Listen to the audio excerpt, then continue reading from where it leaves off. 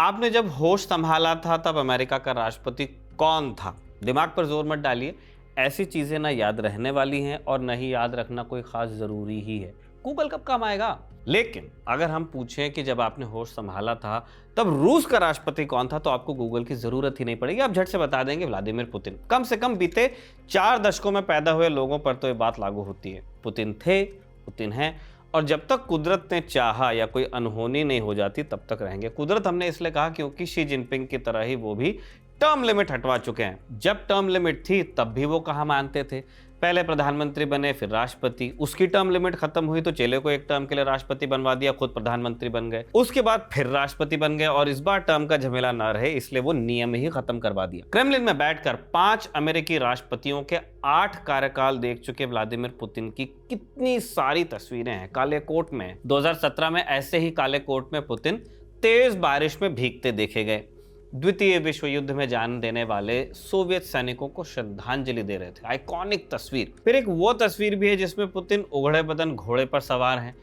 तो हमने तरह तरह से पुतिन को देखा, लेकिन कभी सोवियत संघ की खुफिया एजेंसी केजीबी में लेफ्टिनेंट कर्नल रह चुके व्लादिमीर पुतिन को सैनिक पोशाक में कम ही देखा गया है। 13 मार्च को पुतिन बैटल फटीग्स में देखे गए, वो भी कुर्स्क में, माने रूस का वो सूबा जिसके कुछ इलाके पर यूक्रेन ने बीते साल कब्जा कर लिया था। यहां से यूक्रेन को पीछे धकेलने में रूस को बहुत मेहनत लग रही है, लेकिन अब पुतिन कुर्स्क का दौरा करके अपने सैनिकों को आदेश दे आए हैं कि वहां से बचे कुचे यूक्रेनी सैनिकों को निकाल बाहर किया जाए। यूक्रेन को लगा था कि कुर्स्क एक बार्गेनिंग चिप की तरह काम करेगा, लेकिन ये प्लान अब फेल होता दिख रहा है। अमेरिकी नेतृत्व में तैयार हुआ सीज फायर प्लान रूस पहुंच चुका है, लेकिन पुतिन अब भी अपनी शर्तें मनवाना चाहते हैं। वो पोजीशन ऑफ स्ट्रेंथ से डील करना चाहते हैं, इसीलिए सैनिकों के भेष में दुनिया के सामने आए थे। डोनाल्ड ट्रंप कह तो रहे हैं कि अगर पुतिन ने उनकी बात नहीं मानी तो रूस पर डेवास्टेटिंग सैंक्शन लगा देंगे, लेकिन लग तो यही रहा है कि यह लड़ाई यूक्रेन की हार के साथ खत्म होने की ओर बढ़ रही है, क्योंकि शर्तें पुतिन लाद रहे हैं, मनवा भी रहे हैं। नमस्कार, स्वीकार कीजिए निखिल का ये खबरगांव है और आप हमारा डेली इंटरनेशनल बुलेटिन राजदूत देख रहे हैं।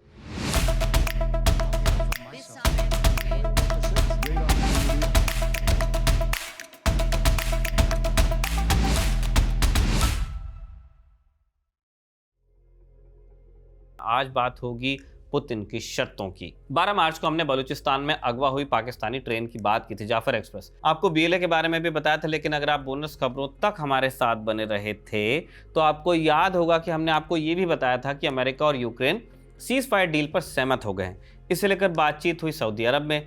राजदूत के नियमित दर्शकों को याद होगा कि 18 फरवरी 2025 के रोज सऊदी अरब के रियाद में यूएस और रूस के बीच एक बैठक हुई थी।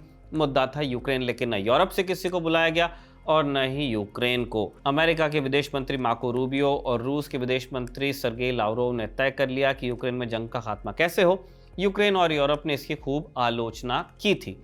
वोलोदिमीर ज़ेलेंस्की ने कह दिया था तब कि वो ऐसे किसी पीस डील पर सहमति ही नहीं देंगे जिसको यूक्रेन के साथ डिस्कस नहीं किया जाएगा। यूरोप में एक के बाद एक इमरजेंसी समिट्स होने लगी। ये बात आई कि अगर यूक्रेन अपने खनिजों पर अमेरिका को हक दे दे तो जंग खत्म हो सकती है। अब ज़ेलेंस्की मरता क्या ना करता वाली स्थिति में थे। कहने लगे कि मिनरल तो मिल जाएंगे, लेकिन गारंटी कौन देगा कि जो हुआ है दोबारा नहीं होगा, और जो इलाके रूस के कब्जे में हैं उनका क्या होगा। 28 फरवरी को ज़ेलेंस्की व्हाइट हाउस में डोनाल्ड ट्रंप के साथ नजर आए। उसी दिन डील साइन होनी थी। साथ में अमेरिका के उपराष्ट्रपति एलन मस्क, जेडी वांस भी वहीं थे।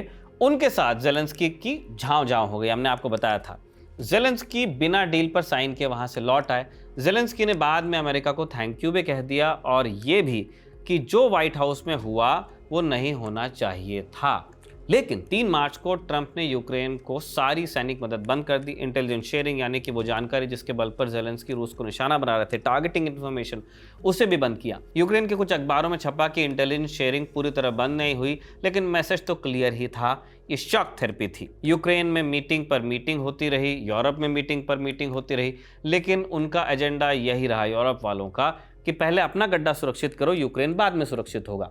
फ्रांस जैसी मुखरता या स्पष्टता दूसरे यूरोपियन देश नहीं दिखा पाए और ज़ेलेंस्की को समझ आ गया कि यूएस के बिना काम नहीं चलेगा। इसके बाद 2 चीजें हुई। यूक्रेन ने अपना रुख नरम किया और ट्रंप प्रशासन की ओर से भी संकेत दिए गए कि ऐसा नहीं है कि यूक्रेन के हाथ शिकस्त के अलावा कुछ नहीं लगेगा, कुछ प्रबंध किया जाएगा।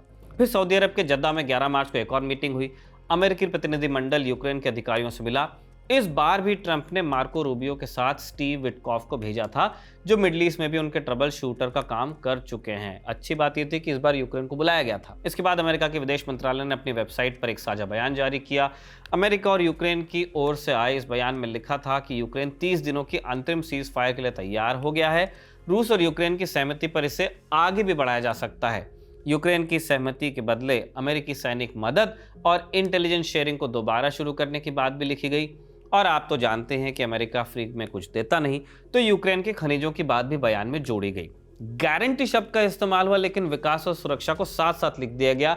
जिस तरह की सिक्योरिटी गारंटीज यूक्रेन मांग रहा था, वैसा कुछ बयान में स्पष्ट नहीं दिखा, कम से कम हमें। बयान में यह भी लिखा गया कि रशियन रेसिप्रोसिटी शांति के लिए जरूरी है, यानी अगर यूक्रेन को दो चीजों के लिए मनाया जा रहा है तो रूस को भी दो चीजें माननी पड़ेंगी।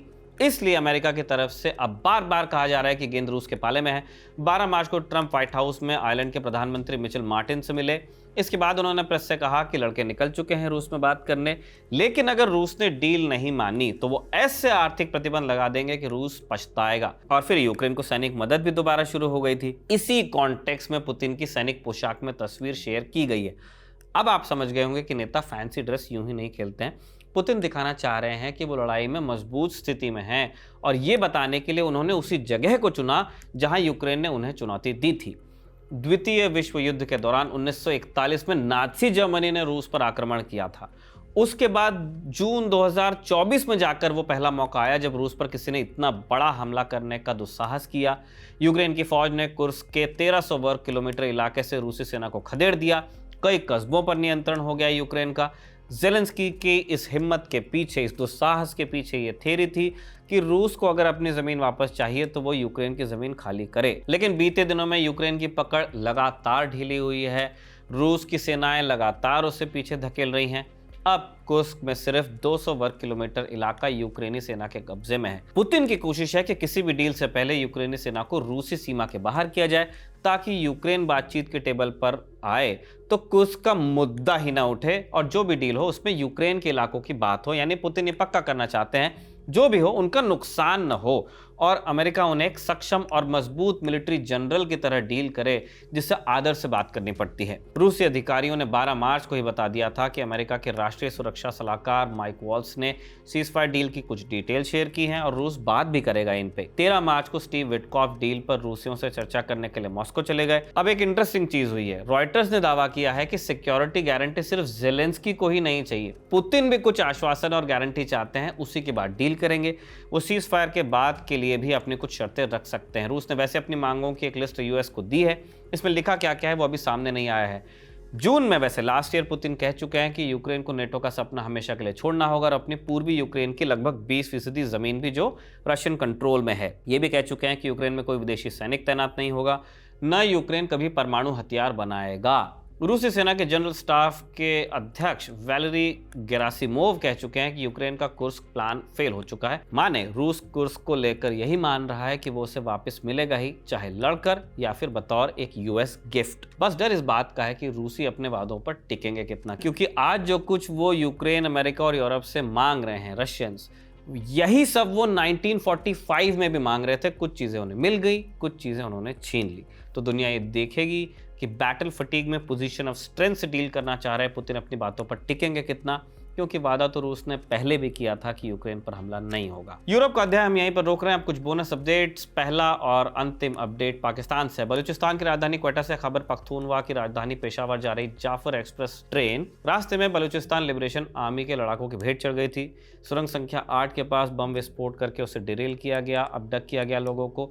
तकरीबन 400 से ज्यादा लोग बंधक बने। 12 मार्च की शाम पाकिस्तान सरकार ने दावा किया कि उसने सभी हमलावरों को मार गिराया और 346 बंधकों को बलूचिस्तान लिबरेशन आर्मी बीएलए के कब्जे से छुड़वा लिया। पाकिस्तान सरकार के मुताबिक इन बंधकों में से 168 लोगों को 11 मार्च की रात और 178 लोगों को 12 मार्च को बीएलए के चंगुल से छोड़ाया गया। पाकिस्तान सरकार ने यह भी दावा किया कि 24 घंटे से भी ज्यादा चले इस ऑपरेशन में पाकिस्तानी मिलिट्री के जवानों ने 33 बलूच लिबरेशन आर्मी के लड़ाकों को मार गिराया है 33 BLA लड़ाके। पाकिस्तानी सेना के प्रवक्ता लेफ्टिनेंट जनरल शरीफ ने पाकिस्तानी प्रेस को बताया कि सेना के जवानों ने सभी हमलावरों को मार गिराया और बंधक ट्रेन से सभी यात्रियों को सुरक्षित बचा लिया गया है। लेफ्टिनेंट जनरल शरीफ ने यह भी कहा कि ट्रेन के हाईजैक करने के दौरान इन विद्रोहियों ने कुल 21 यात्रियों को मार डाला था, जिनमें से 4 अर्धसैनिक बल के जवान थे। पाकिस्तान के प्रधानमंत्री शहबाज शरीफ इस हमले की निंदा कर ही चुके हैं। उन्होंने कहा कि पाकिस्तान सेना के जवान आतंकवादियों से पूरी मुस्तैदी से लड़े। पाकिस्तान के प्रधानमंत्री यात्रियों को बचाने वाले कमांडो से मिलने के लिए बलूचिस्तान भी गए और ऑपरेशन टीम की उन्होंने तारीफ की। पाकिस्तान सरकार की ट्रेन से बंधकों को छुड़ाने के दावे के थोड़ी ही देर बाद BLA ने अपना स्टेटमेंट जारी किया और पाकिस्तान सरकार और सेना के दावों को झूठा करार दिया और कहा कि अगर पाकिस्तान ने बंधकों को छुड़ाया है तो छुड़ाए गए लोगों की तस्वीर कहाँ है, उसको जारी कर दीजिए। BLA ने यह भी दावा किया कि पाकिस्तान की सेना ने कोई लड़ाई नहीं जीती है और पाकिस्तानी सेना के तकरीबन 100 से भी ज़्यादा जवान BLA के पास हैं, कब्जे में हैं। बलूचिस्तान लिबरेशन आर्मी ने कहा कि पाकिस्तान सरकार ने 100 से ज़्यादा पाकिस्तानी सैनिकों के नाम और तस्वीरें सार्वजनिक रूप से शेयर नहीं की और न ही 33 बलूच लड़ाकों की तस्वीरें दी जिन्हें वो मारने का दावा कर रही है। BLA ने कहा कि पाकिस्तान सरकार की आंकड़ों से हेराफेरी और उसे छुपाने की पुरानी आदत है। BLA ने कहा कि अंतर्राष्ट्रीय मीडिया को ISPR यानी इंटर सर्विस पब्लिक रिलेशंस, वहाँ सेना का जो PR है, उनके किसी भ्रामक दावों पर यकीन नहीं करना चाहिए। BLA ने अपने स्टेटमेंट में यह भी कहा कि अभी कई मोर्चों पर हमारी पाकिस्तानी जवानों के साथ भीषण लड़ाई चल रही है। BLA ने अपने इस दावे को प्रामाणिक बनाने के लिए एक प्रेस रिलीज भी जारी की है। तो अभी इस हमले को लेकर क्लेम काउंटर क्लेम का खेल चल रहा है, लेकिन खेल होना है भारत में, जहाँ होली का त्यौहार है। हमें रंगों से खेलना है, जिम्मेदारी के साथ खेलना है। होली की आपको हम बधाई देते हैं पूरे खबर गांव परिवार की तरफ से। खुद होली खेलिए, उनके साथ होली खेलिए जो आपके साथ खुश हैं। पुराने गिले शिकवे आप मिटा लीजिए उनके साथ में जिनसे आप मिटाना चाहते हैं और उनसे जिनसे दोबारा मिलकर आपको खुशी होगी। होली की बधाइयों के साथ हम विदा लेते हैं। अगले हफ्ते अब आपसे मुलाकात होगी। ऐसी कामना के साथ हम इस एपिसोड को कंक्लूड कर रहे हैं। इसे हमने लिखा, हमारी कुछ मदद हेमंत ने भी की और इसे निवेदिता ने रिकॉर्ड किया। एक और सूचना, चूंकि आने वाले दिन यानी कि 14 मार्च को होली है, धुलेंडी है, उस दिन हम दफ्तर बंद रखने वाले हैं। उस दिन आने का मन नहीं है, इसीलिए उस दिन राजदूत का एपिसोड नहीं आएगा। अब हम दोबारा मंडे को ही मिलेंगे। देखते रहिए खबर गाँव।